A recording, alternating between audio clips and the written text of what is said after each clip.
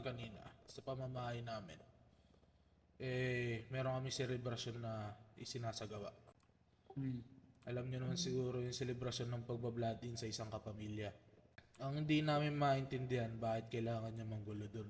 Nakita mo naman naka-uniforme kami lahat, di ba, Utol? At ikaw naka-uniforme ka rin. Sana bilang respeto, hindi mo pinasok yung pamamahay namin dun. Yun nga, Utol. Kasi kanina, may hinahanap ko isa sa inyo.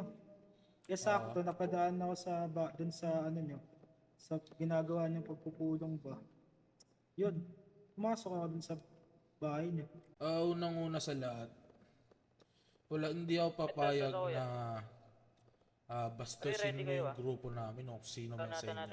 Yung grupo namin binubuo ng isang buong pamilya. May magpapakilala ako sa'yo, kuya. Ako nga pala si Curtis Magsina. At ito ang grupo namin ng Magsina. Sana lumod ka.